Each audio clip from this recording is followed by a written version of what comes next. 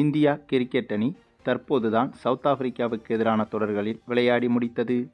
இந்தியாவில் வைத்து நடைபெற்று வந்த இந்த தொடரில் இந்திய அணியும் சவுத் ஆப்பிரிக்க அணியும் டெஸ்ட் போட்டிகள், ஒருநாள் போட்டிகள், T20 போட்டிகள் என 3 விதமான ஃபார்மட்டிலும் விளையாடியிருந்தது.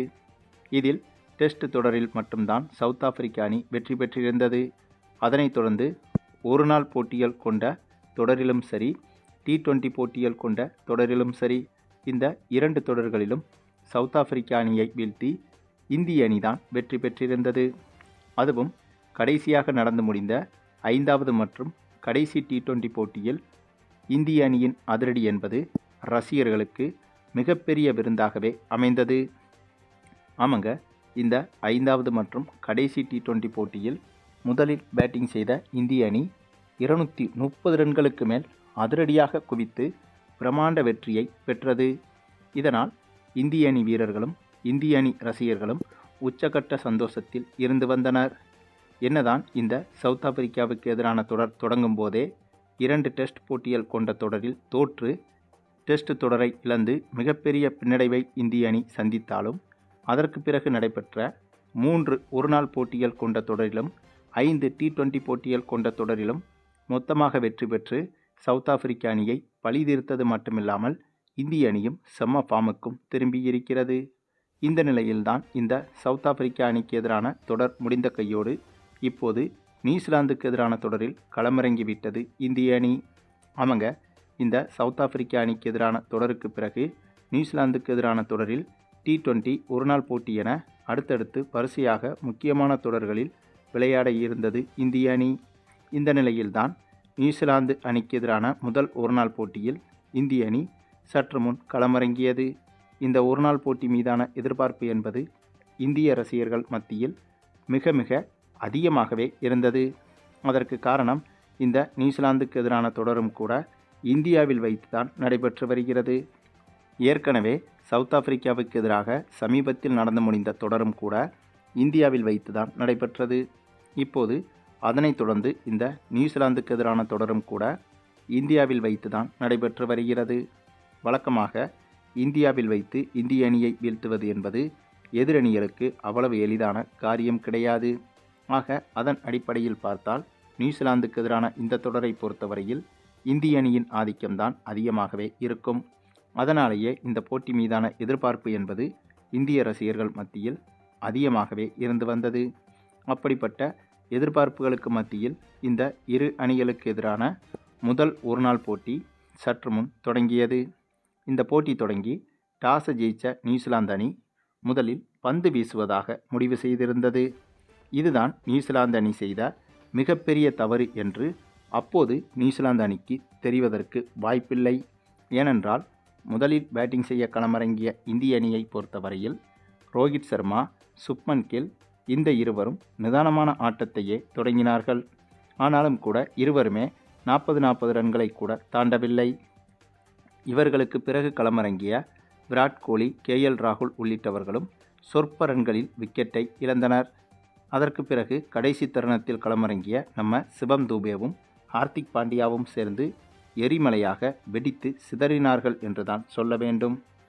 ஏனென்றால் ஹார்திக் பாண்டியாவும் சிவம் தூபேவும் பேட்டிங் செய்ய களமிறங்கிய பிறகு பிச்சின் தன்மை என்பது மொத்தமாக தலைகீழாக மாறியது போலத்தான் தெரிந்தது. அதுவரை இவர்களுக்கு முன்பு பேட்டிங் செய்ய களமிறங்கிய ரோஹித் சர்மா, விராட் கோலி, சுப்மன் கில், KL ராகுல் போன்ற ஜாம்பவான் வீரர்களே திணறியபடிதான் இந்த பிச்சில் பேட்டிங் செய்திருந்தனர். ஆனால் ஹார்திக் பாண்டியாவும் சிவம் தூபேவும் களமிறங்கிய பிறகு இந்த பிச்சின் தன்மை என்பது முழுக்க முழுக்க பேட்டிங்கிற்கு சாதகமாக மாறிவிட்டதோ என்ற எண்ணமே தோன்றிவிட்டது. அந்தளவுக்கு இந்த இருவரின் அதிரடி என்பது கொடூரத்தனமான மிரட்டல் அதிரடியாகவே இருந்தது. அதிலும் நம்முடைய சிவம் தூபேவை பொறுத்தவரையில் இதுவரை கிரிக்கெட் வரலாற்றில் யாரும் படைத்திராத சாதனை என்று சொல்வதை விட, ஏன் படைக்க முடியாத சாதனை என்று கூட சொல்லிவிடலாம். அந்தளவுக்கு அசாத்திய சாதனை ஒன்றையும் செய்திருந்தார் சிவம் தூபே. இவர் பேட்டிங் செய்ய களமிறங்கிய பிறகு வெறும் 62 பந்துகளை எதிர்கொண்ட போதே 200 ரன்னை தொட்டுவிட்டார். இன்னுமே இவர் அதிகமாக ரன்களை குவித்திருப்பார். ஆனால் 50 ஓவர்கள் முடிந்துவிட்டதால் இவருக்கு அடுத்ததாக பேட்டிங் செய்யும் வாய்ப்பும் கிடைக்கவில்லை. அதற்கு காரணம், இவருக்கு முன்பு களமிறங்கிய ரோஹித் சர்மா, விராட் கோலி, சுப்மன் கில், KL ராகுல் உள்ளிட்டவர்கள் நிதானமாக விளையாட வேண்டும் என்று நிறைய ஓவர்கள் வரை பேட்டிங் செய்துவிட்டனர். இதன் காரணமாகத்தான் சிவம் துபேவுக்கு பேட்டிங் செய்யும் வாய்ப்பு என்பது தாமதமாக கிடைத்தது. ஆனாலும் கூட வெறும் 62 பந்துகளிலேயே மொத்தமாக 13 சிக்சர்கள், 18 பவுண்டரிகள் என விளாசி ஒட்டுமொத்தமாக மைதானத்தில் வான வேடிக்கையே காட்டிவிட்டார் சிவம் துபே. அதே சமயம் சிவம் துபேவுக்கு இணையாகவே நம்முடைய ஹார்திக் பாண்டியாவும் அதிரடியில் மிரட்டியிருந்தார். 59 பந்துகளை எதிர்கொண்ட இவர் சதத்தை எடுத்து சிவம் துபேவுக்கு சிறந்த பார்ட்னர்ஷிப்பை அமைத்து கொடுத்தார் ஹார்திக் பாண்டியா. இதனால் 50 ஓவர்கள் முடிவில் 8 விக்கெட் இழப்பிற்கு இந்திய அணி 398 ரன்கள் வரை எடுத்துவிட்டது. பின்னர் இத்தகைய ரன்களை சேசிங் செய்ய களமிறங்கிய நியூசிலாந்து அணியை பொறுத்தவரையில் வெற்றி பெறுகிறதோ இல்லையோ, ஆனால் கடுமையாக போராடும் என்று எதிர்பார்க்கப்பட்ட நிலையில் அந்த இடத்துல தாங்க அடுத்த ட்விஸ்ட்டு. ஏனென்றால் பேட்டிங்கில் எப்படி இந்திய அணி மிரட்டலாக செயல்பட்டதோ அதே போல பந்து வீச்சிலும் சிறப்பாக செயல்பட்டு நியூசிலாந்து அணியை வெறும் 210 ரன்களிலேயே ஆல் அவுட் செய்துவிட்டது இந்திய அணி. இதனால் கிட்டத்தட்ட ஏறக்குறைய 200 ரன்கள் வித்தியாசத்தில் இந்திய அணி இந்த முதல் ஒருநாள் போட்டியில் மிகப்பெரிய பிரமாண்ட வெற்றியை பெற்றிருந்தது. இந்த வெற்றி மூலமாக ஏற்கனவே ICCயின் தரவரிசை பட்டியலில் மற்ற அணிகளால் நெருங்கவே முடியாத முதல் இடத்தில் இருக்கிறது இந்திய அணி. இப்போது இந்த வெற்றி மூலமாக இன்னும் அந்த இடத்தை மேலும் பலப்படுத்திவிட்டது. ஆமாங்க, ஒருநாள் போட்டியின் தரவரிசை பட்டியலில் இந்திய அணி நீண்ட நாட்களாகவே முதல் இடத்தை தக்க வைத்து வருகிறது. இப்போதும் அது தொடர்கிறது.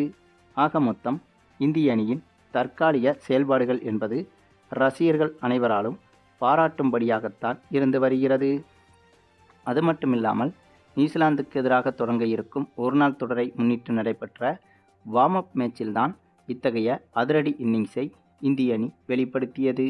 ஆகவே இதே போல ஒரு இன்னிங்ஸை அதிகாரப்பூர்வ ஒருநாள் போட்டிகளிலும் இந்திய அணி எளிதாக வெளிப்படுத்தும் என்பதில் எந்த ஒரு சந்தேகமும் கிடையாதுங்க.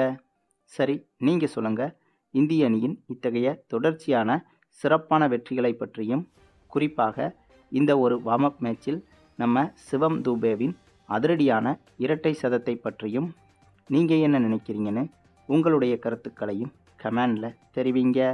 மேலும் இந்த வீடியோ பிடிச்சிருந்தா லைக் பண்ணுங்கள், மற்ற அனைவருக்கும் ஷேர் பண்ணுங்கள், மறக்காமல் நம்ம சேனலை சப்ஸ்கிரைப் பண்ணுங்கள்.